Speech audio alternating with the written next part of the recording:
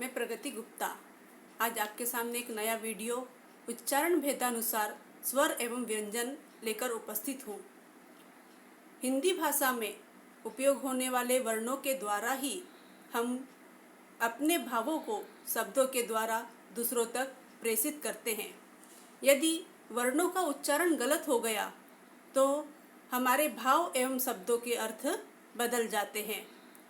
तो इन वर्णों के उच्चारण की अपनी वैज्ञानिक विधि है। इन वर्णों को वैज्ञानिक विधि द्वारा उच्चारण करके हम अपनी भाषण कला एवं व्याख्यान को प्रभावी बना सकते हैं। तो आइए हम वर्णों के उच्चारण स्थान देखें। वर्णों के उच्चारण करते समय मुख से जो वायु निकलती है वह मुख के अलग अलग स्थान से टकराते हुए बाहर निकलती है। तो वर्णों के अलग अलग उच्चारण स्थान हैं जो हम इस चित्र द्वारा देख सकते हैं। उच्चारण भेदानुसार स्वर। स्वरों की संख्या 13 है। अ, आ, ई, उ, ए, ऐ, ओ, औ, री। अनुनासिक अम और विसर्ग आहा।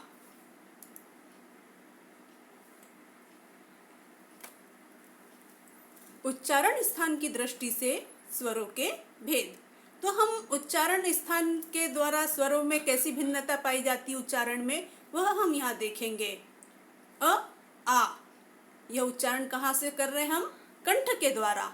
जब हम अ, आ का उच्चारण करते हैं तो मुख से ध्वनि जो सीधे वो कंठ से निकलकर मुख से बाहर निकलती है, इसलिए इसे कंठव्य ध्वनि कहते हैं। आप भी बोलकर देखिएगा, अ, आ, तो उच्चारण के समय ध्वनि कंठ से निकलती है। ई का उच्चारण करते समय जो मुख से जो वायु निकलती है वह तालु स्थान पर टकरा के निकलती है, तो अर्थात इसे हम तालव्य ध्वनि कहते हैं। ई का उच्चारण करते समय हमारी जो ध्वनि है तालु पर टकराती है। उ, तो उ और उ का उच्चारण करते समय हमारे ओठ जो है दोनों आपस में मिल जाते हैं और गोल हो जाते हैं, तो इसलिए इसे ओष्ठव्य ध्वनि कहते हैं। और विशेषकर यहाँ पे हमारे उच्चारण स्थान का हम प्रयोग कर रहे हैं, उन्हें हम ध्यान में रखेंगे। री का उच्चारण करते समय जब हम बोलते हैं, री का उच्चारण करते हैं, तब हमारी ध्वनि, हमारी जीभ जो है अंदर तालु के पीछे मूर्धा स्थान पर पलटती है, तब री का उच्चारण होता है, तो इसलिए इसे मूर्धन्य ध्वनि कहते हैं। ए, ऐ, इसका प्रयोग उच्चारण करके आप भी देखिएगा। ए, ऐ, तो इसका उच्चारण जब हम करते हैं तो पहले जो ध्वनि है, जो वायु है मुख से निकलने वाली, वो कंठ से निकलती है और तालु में जाकर टकराती है, तो इसे कंठ तालव्य ध्वनि कहते हैं। ओ, औ, ओ और औ का उपयोग करते समय जब हम बोलते हैं तो हमारे कंठ का उपयोग होता है और होठ का उपयोग होता है। हमारे होठ बोलते समय गोल हो जाते हैं, तो इसलिए इसे कंठ ओष्ठव्य ध्वनि कहते हैं। फिर से बोलकर देखिएगा, ओ, औ, तो जो ध्वनि है कंठ से सीधे निकलकर ओठों के मध्य भाग से बाहर आती है और ओ और औ का उच्चारण होता है, इसलिए इसे कंठोष्ठ ध्वनि कहते हैं।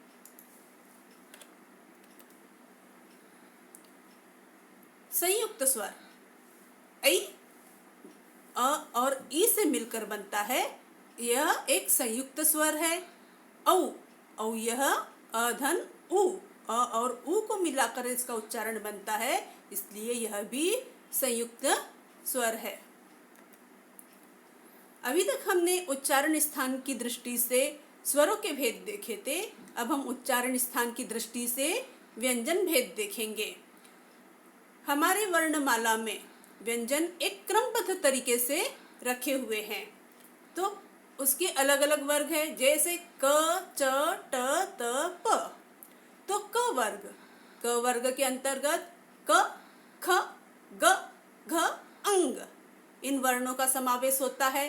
तो इनके उच्चारण करते समय क, ख, ग, घ, अंग जब हम बोलते हैं तो जो ध्वनि है, वह जो वायु है मुख से निकलती है, वो सीधे कंठ से होते हुए मुख से बाहर निकलती है, इसलिए इसे कंठव्य व्यंजन कहते हैं। अगला वर्ग है च वर्ग। च वर्ग के उच्चारण करते समय च वर्ग में च, छ, ज, झ, इया, तो इनका उच्चारण होता है। तो इनका उच्चारण करते समय जो हमारी जीभ है या जो हमारी वायु निकलती है वो तालु में टकराती है। आप भी बोलकर उच्चारण करके देखिए, च, छ, ज, झ। तो इनके उच्चारण के समय जो वायु है वह तालु में टकराती है, इसे तालव्य व्यंजन कहते हैं। इसके पश्चात ट वर्ग। ट वर्ग के उच्चारण में जो वर्ण आते हैं ट वर्ग में ट, ठ, ड, ढ, न। तो हमारी जीभ तालु के पीछे मूर्धा स्थान जो है अंदर को थोड़ी सी पलटती है, पीछे की ओर पलटती है मूर्धा की तरफ, इसलिए इसे हम मूर्धन्य व्यंजन कहते हैं। इसके पश्चात त वर्ग। त वर्ग के अंतर्गत त, थ, द, ध, न। तो जो त, थ, द, ध, न का हम उच्चारण करते हैं तो हमारी जो जीभ है वो ऊपर के दांतों में अंदर की ओर टकराती है, तब इन वर्णों का या व्यंजन का उच्चारण होता है, तो इसे हम दंत्य व्यंजन कहते हैं। इसके पश्चात प वर्ग आता है। प वर्ग का उच्चारण करते समय हमें प, फ, ब, भ, म। तो जब हम प, फ, ब, भ, म बोलते हैं तो इसके उच्चारण के समय हमारे जो दोनों होठ है वो आपस में मिलते हैं, टकराते हैं और मुख की वायु बाहर निकलती है, इसलिए इसे दोनों होठों का उपयोग होने के कारण द्योष्ठ्य व्यंजन कहते हैं। इसके पश्चात य और श। तो य और श का उच्चारण करते समय हमारी जीभ जो है तालु की ओर टकराती है, तो इसे तालव्य व्यंजन कहते हैं।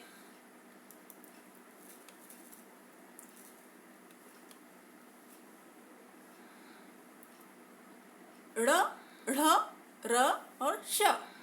ड़, ढ़, र और श का उच्चारण करते समय हमारी जीभ जो है मूर्धा की तरफ अंदर की ओर पलटती है, तो इसे हम मूर्धन्य व्यंजन कहते हैं।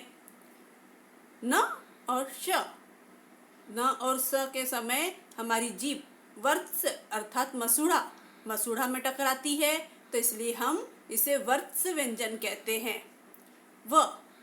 व का उच्चारण जब हम करते हैं तो आप भी बोल के देखिएगा, व का उच्चारण करते समय हमारे जो दांत और होठ का प्रयोग होता है व, तो नीचे वाला होठ जो है ऊपर वाले दांत में टकराता है, तो व का उच्चारण बनता है, इसलिए इसे दंतोष्ठ्य व्यंजन कहते हैं।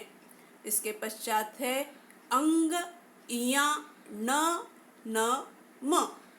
इन सब का उच्चारण करते समय जो ध्वनि है वह सीधे नाक से बाहर आती है, उसका उच्चारण हम नाक के द्वारा करते हैं, इसलिए इसे नासिक्य व्यंजन कहते हैं।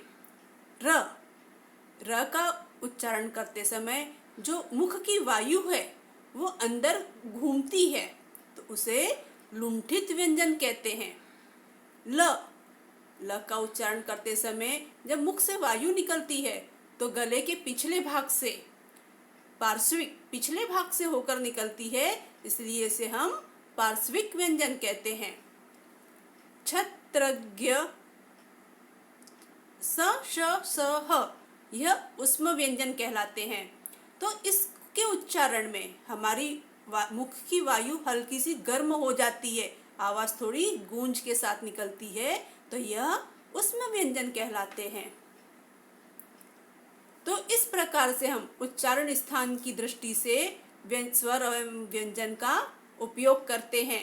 यदि हम वैज्ञानिक विधि द्वारा जो विधि बतलाई गई है, हमारे हिंदी भाषा का जो भाषा विज्ञान है उसमें जो स्वर एवं व्यंजन के उच्चारण की वैज्ञानिक विधि बतलाई है, उसका यदि उपयोग करें, बार बार उन उच्चारण स्थानों के द्वारा हम बोलने का प्रयास करें, तो हम वर्णों के गलत उच्चारण, हकलाहट और तुतलाहट जैसी समस्या से हम निजात पा सकते हैं। इन समस्या को हम दूर कर सकते हैं।